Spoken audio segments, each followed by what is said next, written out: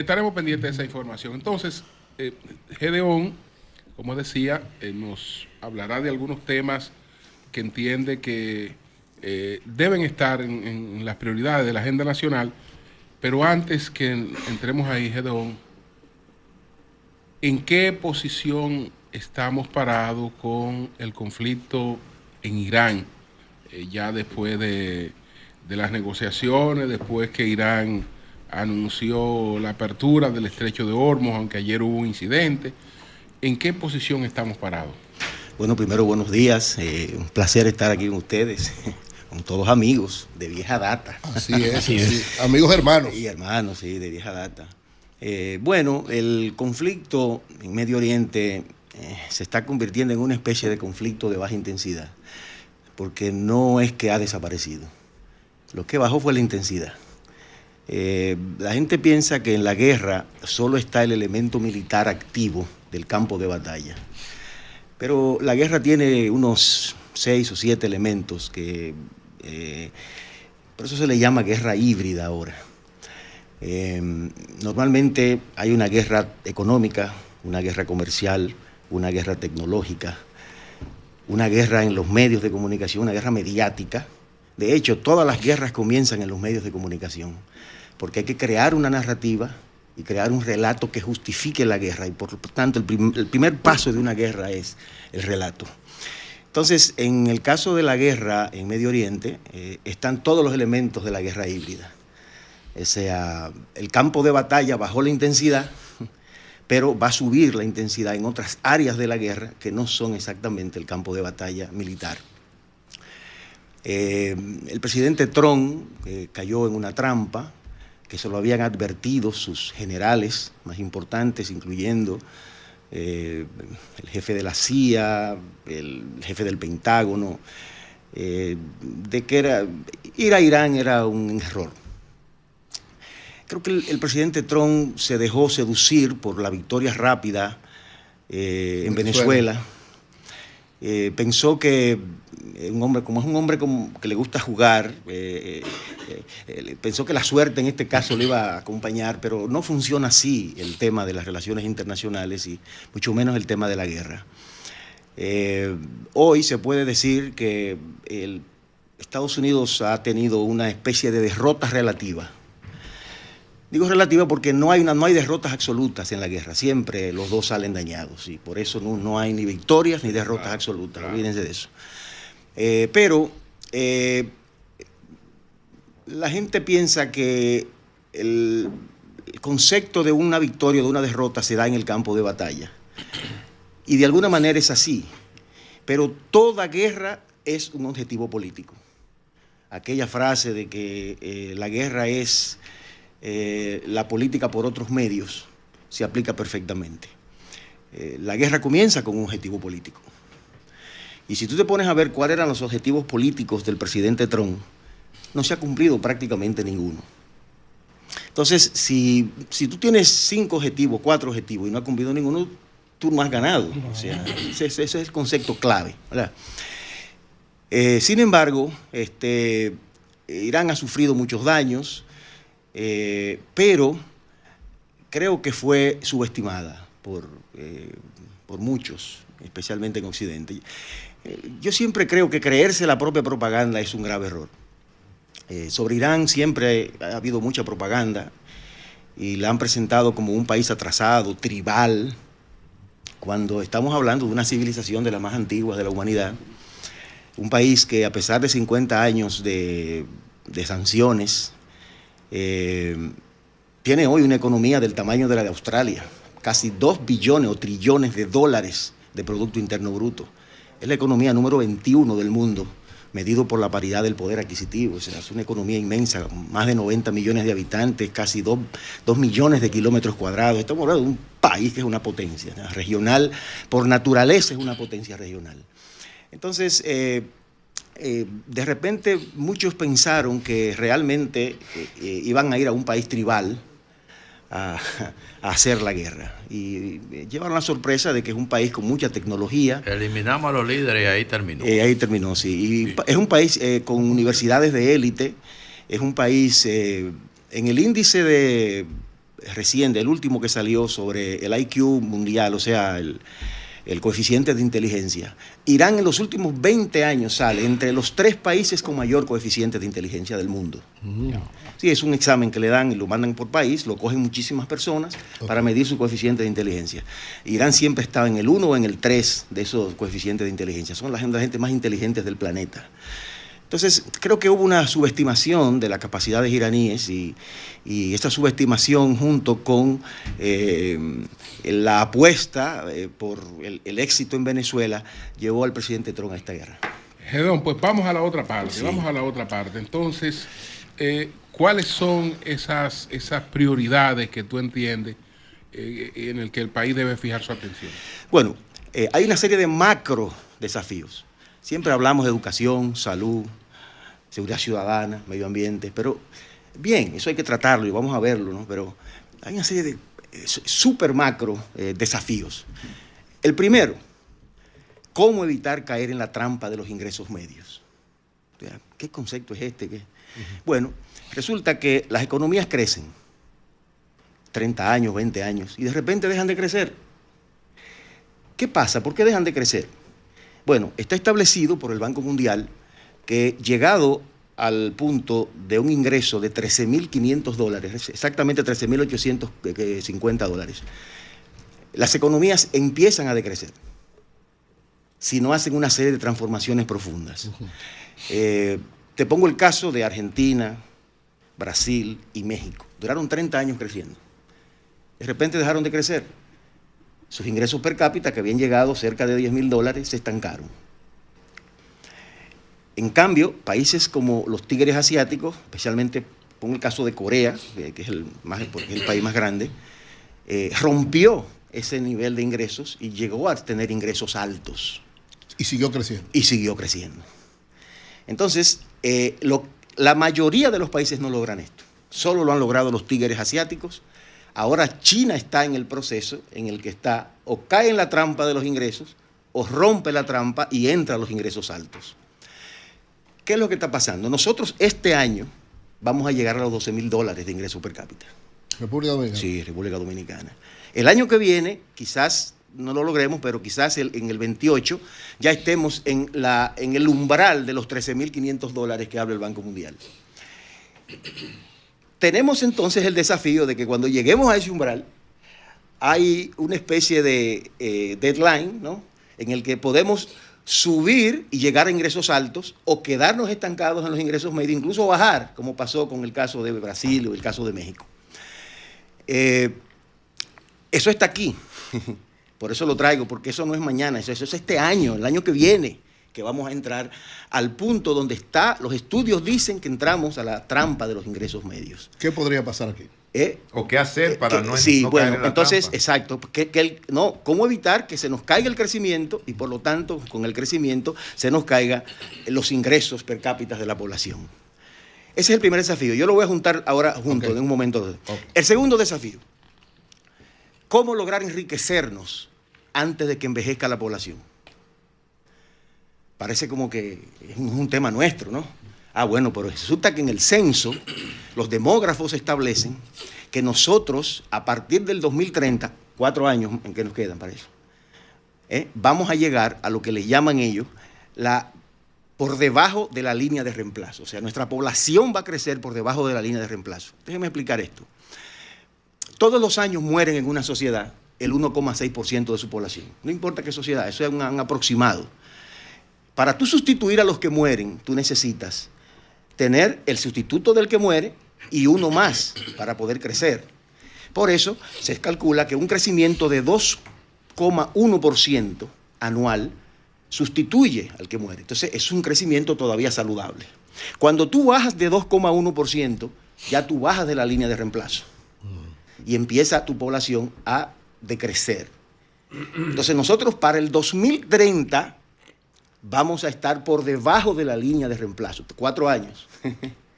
Estamos hablando de que vamos a crecer solamente 1,9% para el 2030.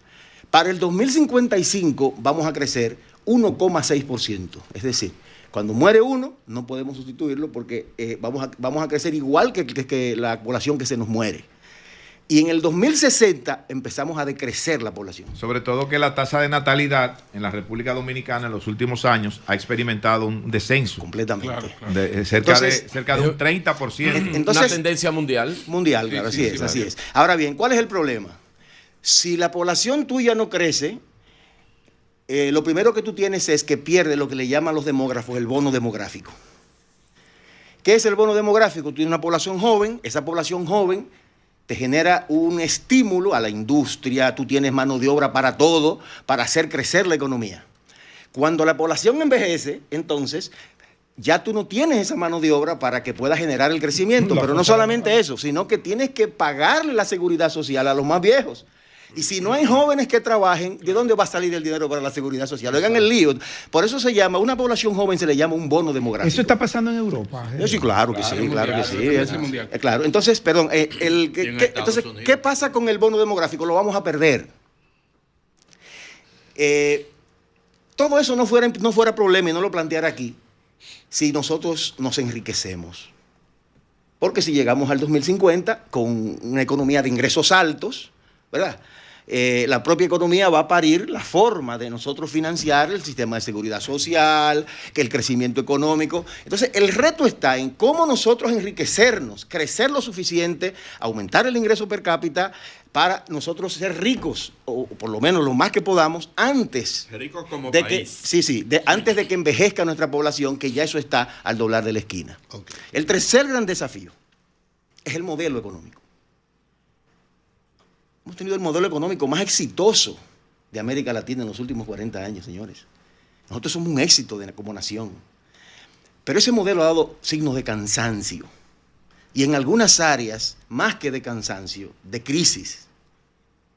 Nuestro modelo, fundamentalmente, se ha basado en mano de obra barata, recursos naturales, intensivo en esos dos elementos, pero entonces ha generado una serie de problemas en energía, recaudación fiscal, educación y transporte. ¿Qué resulta? Si nosotros no cambiamos, yo no soy de los que cree que el modelo debe cambiarse, porque es un modelo de éxito y lo que funciona no se cambia, pero tenemos que hacer una profunda revisión de ese modelo que esencialmente es apostar a la calidad. Hasta ahora ha sido un modelo cuantitativo. Todas nuestras cifras de crecimiento, de avance en los últimos 40 años son cuantitativos. Ha llegado el momento de la calidad. Aquí hay que cualificar la educación, aquí hay que cualificar el gasto público, aquí hay que cualificar la energía, hay que cualificar los ingresos, especialmente los ingresos del gobierno. La mano de obra. La mano de obra también. Entonces, el modelo que tenemos nosotros que llevarlo, fundamentalmente debe tener 4 condiciones. Número 1, debe ser fiscalmente sostenible y responsable. Creo que el gran problema de nuestro modelo es que no es fiscalmente responsable. Es el único país que crece 6%, por ejemplo, y los ingresos fiscales no crecen en la misma proporción. O sea, se supone que si la economía crece, más o menos en la misma proporción deben crecer los ingresos fiscales. Aquí no pasa. Hay un desfase altísimo entre el crecimiento económico y los ingresos fiscales. Si nosotros no resolvemos el problema fiscal en la República Dominicana, tarde o temprano nos va a pasar factura. Pero nosotros tenemos el tema de la educación. Para hacer una economía competitiva de alto valor agregado, que es lo que nosotros necesitamos para nosotros reforzar el modelo y modernizar el modelo, sin una educación de calidad nosotros no podremos competir con los más avanzados del Asia sin una educación de calidad. Ahora bien, además de esto, tenemos otro problema. ¿Cómo lograr que la inversión y el crecimiento a nivel territorial llegue más allá de las 7 provincias más importantes del país? Si tú te pones a ver las estadísticas dominicanas, la mayor parte de la inversión, la mayor parte del crecimiento se concentran en 7 provincias. Esto tiene una lógica poblacional y política. Tiene una lógica política porque ahí se concentra casi el 80% de la población y del voto. Exacto. Entonces, tú no vas a ir a hacer una inversión en una provincia que el barrio de Herrera tiene más población que esa provincia. Tú prefieres el barrio de Herrera, hacer la inversión ahí y no a la provincia. Entonces, lo otro es que el sector privado tampoco invierte por la misma razón. O sea, es una población más pobre, no tiene recursos para comprar y entonces invierte en las 7 provincias donde hay más clientes. Entonces, lo que tenemos es un desfase nacional. Con esto que estamos haciendo vamos a crear 3 países. Un país del primer mundo en la capital, en Santiago, en el casco urbano. Un país del segundo mundo alrededor de los centros urbanos más importantes y el tercer mundo entonces en los campos y en las provincias más lejanas del país. Entonces, Gedeón, ¿cómo abordar las soluciones de estas cosas? Sí, que en eso quería decir al profesor Gedeón Santos que es lo que ha logrado en cierta medida la inversión de Cabo Rojo, el impulso que le ha hecho el presidente Luis Abinader de llevarle a una provincia territorialmente grande con una población de 70,000 habitantes o menos. Y es lo que se ha intentado hacer como foco de desarrollo del propio sur. Sí, ese es un caso. Pero bueno, Gedeón está hablando en términos globales. En términos generales. Ahora Gedeón, ¿cómo realmente abordar esos desafíos? Porque cuando uno ve hacia la clase política, incluyendo de la que tú formas parte, tú ves en estos momentos 3 partidos. No hay una sola propuesta que diferencie esos 3 partidos. Lo que diferencia a esos 3 partidos es si Leonel administra mejor, si el PLD administra mejor, si el PLD es más eficiente o si hay temas más pronunciados de corrupción aquí y allí, pero no hay ningún planteamiento, digamos, de desarrollo que haga la diferencia entre ninguno. Bueno, antes de contestarte esto, me faltaba un desafío, sí, que es cómo nosotros manejarnos y sacarle provecho a la revolución tecnológica y la inteligencia artificial. Ok. Para sorpresa de muchos, lo que vaya a decir va a ser una sorpresa. O sea, nosotros vamos a ser de los grandes beneficiados de la inteligencia artificial, si sabemos manejar y hacer las reformas. Resulta que con la inteligencia artificial y la robótica, los países desarrollados en un plazo de 15, 20 años, quizás 25, van a pasar a una sociedad, de lo que le llaman la sociedad 80-20. Es decir, el 20% de la población va a poder producir para el 80%. Lo que va a lograr la inteligencia artificial y la robótica es que vamos a la sociedad 95-5. El 5% de la población va a poder producir para el 95%. Explícate eso. Entonces, la pregunta es, ¿qué va a hacer ese 95 cuando ya no tenga que trabajar porque los robots lo sustituyan, porque la inteligencia artificial lo sustituya? ¿Qué va a hacer la sociedad con un 95 de personas que no trabajan? Bueno, nosotros nos vamos a beneficiar mucho de eso, porque resulta que cuando eso pase, se está hablando, Elon Musk ha planteado el llamado impuesto universal, la ayuda universal, o sea, para que las familias tengan un tipo de ingreso, aunque no trabaje, universal que le permita vivir. Y ese ingreso se lo... El RBU, exactamente. La renta básica universal. La renta básica universal. ¿Qué va a hacer una persona que viva en Montana? O sea, que todo el mundo cobre aunque no trabaje. Claro. Sí, eso es pero no es un planteamiento exclusivo de Elon Musk. Yo pongo Elon Musk porque ha sido el que más lo ha promovido. ¿Qué va a hacer una persona que vive en Montana cuando llegue el frío y no esté trabajando, pero que tenga un ingreso? A buscar el calor. Claro. Y lo que va a hacer es venir a hacer turismo. En el Caribe. O sea, está ocioso. Okay, pero entonces... acuérdate de que lo que se está hablando es de RBU. RBU quiere decir renta básica universal. Nadie con renta básica, porque lo que Elon Musk está proponiendo es un mundo de pobres. Claro. Es un mundo de pobres con una élite rica, porque nadie puede irte a hacer vacaciones con renta básica. Es RBU. Es renta básica universal. Sí. Es para que usted resuelva sus problemas de subsistencia. Es un neosocialismo. Exactamente. No, pero eso está bien. Vamos a darle para que coma y dejen de manejar el mundo, y déjenos manejar el mundo a nosotros. Está bien, pero si esa sociedad se planteara, llevaría revoluciones inmediatas. Claro. Y no sería sostenible. Al final, lo que se está planteando es que van a surgir muchos nuevos empleos, especialmente en el sector servicio. Claro.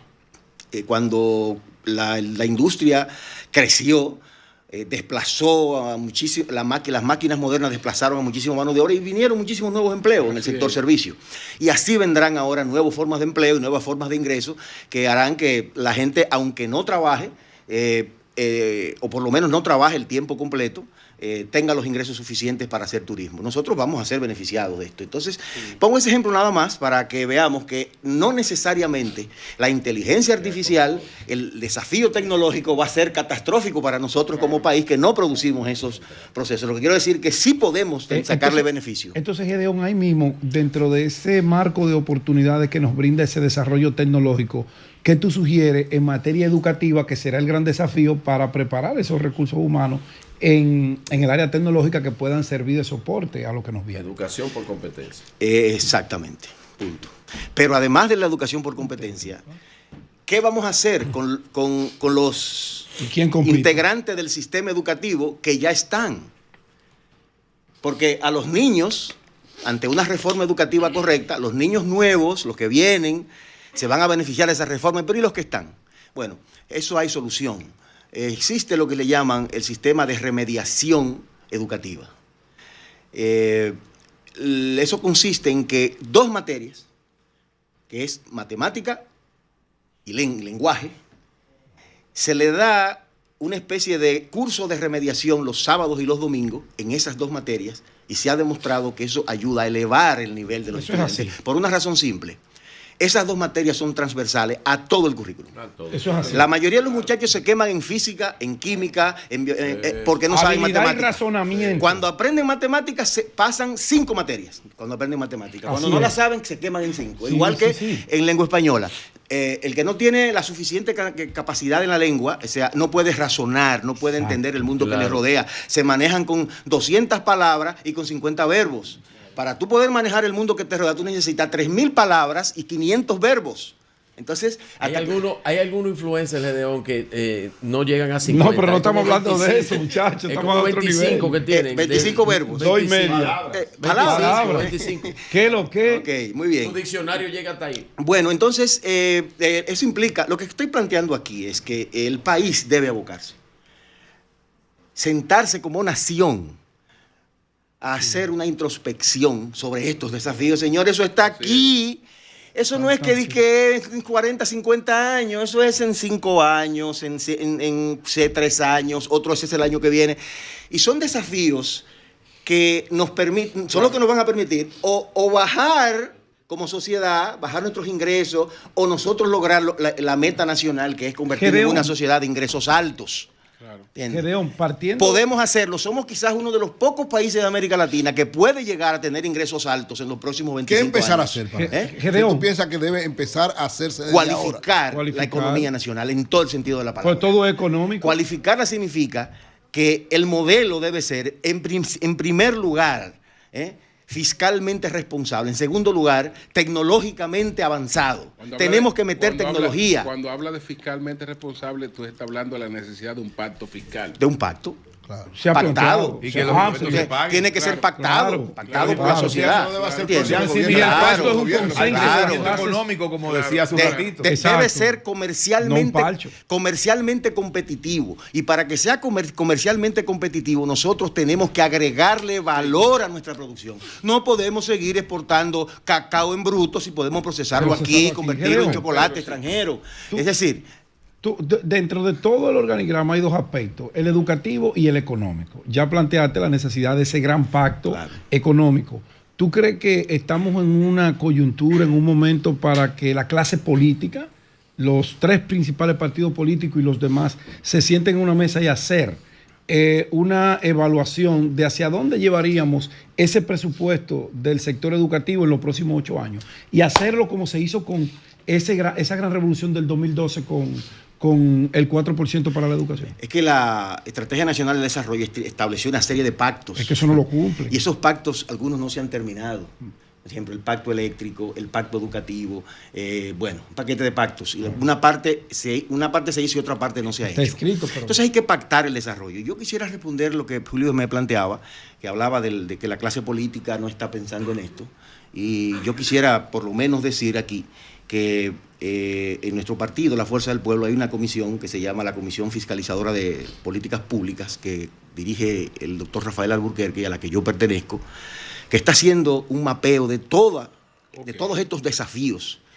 Y la idea es buscarle las soluciones y planteárselas al país en un momento dado, que nos lo permitan. Claro. Entonces, en este sentido, yo también quisiera decir que si hay alguien en este país, un líder político, que se ha dedicado a estudiar los temas a fondo de la sociedad dominicana, que a pesar de su edad no se ha quedado rezagado en su casa, sino que se dedica a estudiar, es el doctor Leonel Fernández. O sea, el presidente Fernández, usted puede pensar cualquier cosa de él, pero nadie puede quitarle su capacidad de un hombre de estudio preocupado por la actualidad.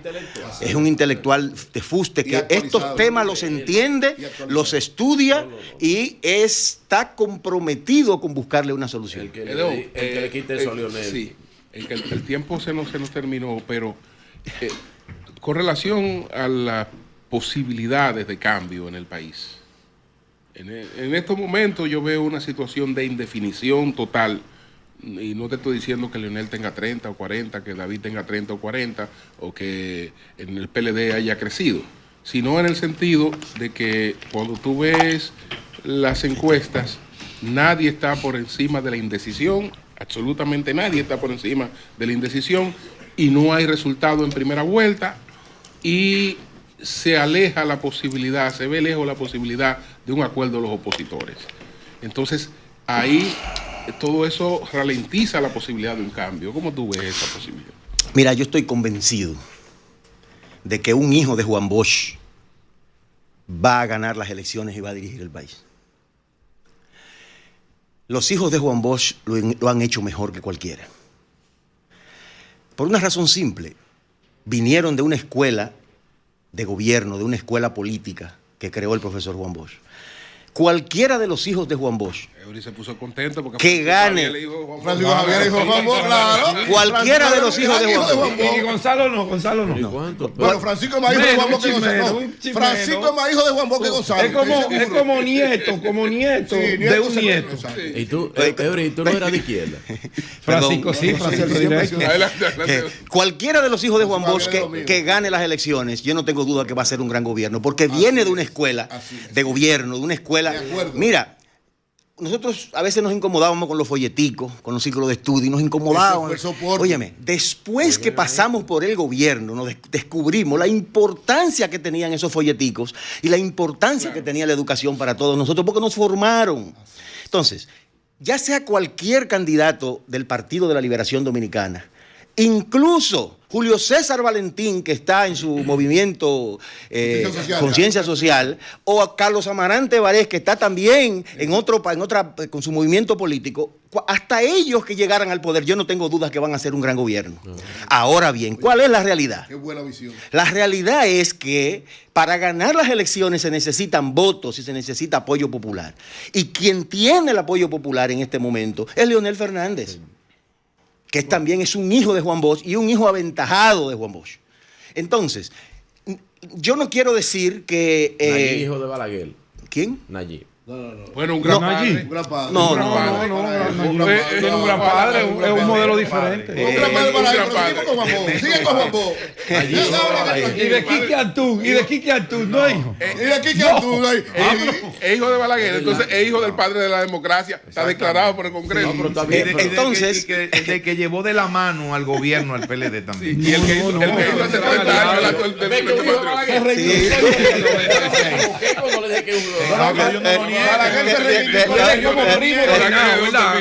entonces, el que está... las elecciones pasadas dejaron al presidente Fernández como el líder de la oposición por el voto popular. Correcto. Y ante el desgaste natural del gobierno, de los gobiernos que en el segundo periodo tienden a desgastarse, y con él los partidos en el poder, él ha sido el mayor beneficiado de ese proceso de desgaste y ha ido creciendo. Profesor, usted sabe lo que dice. Entonces, lo que quiero decir entonces es que de los hijos de Juan Bosch, él es el que está más cerca de llegar al poder. Uno. En segundo lugar, y preparado también. Y totalmente preparado. Y entiende estos temas de lo que estamos hablando aquí.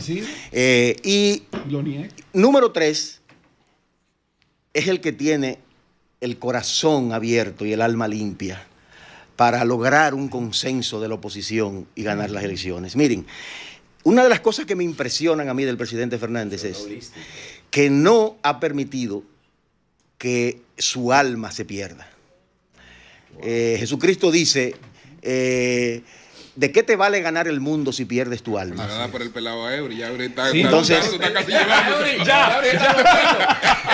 Se está devolviendo. Está devolviendo. Entonces. Gedeón fue que me convenció para apoyar la reelección la primera reelección de Danilo, bueno, que yo no estaba de acuerdo. Entonces, ¿qué es lo que pasa? Mira, uno ha aprendido en la política que siempre uno tiene que pisar el lodo en la política. Y a veces el lodo te salpica o te rodea. Sí, la diferencia en la política está en cuando tú eres esponja que permite que ese lodo te absorba, o absorber ese lodo, o eres piedra que no permita que te penetre. Wow. Leonel es una piedra que no ha permitido que el lodo lo penetre. Bueno, pues muchas gracias. Y eso ha hecho que Leonel tenga un corazón y un alma tan noble que tú lo saludas y hablas con él. Y Leonel lo que refleja es humanidad, cercanía, amor. Y eso lo que va a garantizar es que él tenga las condiciones para la unificación de la oposición y luego la unificación del país para las reformas.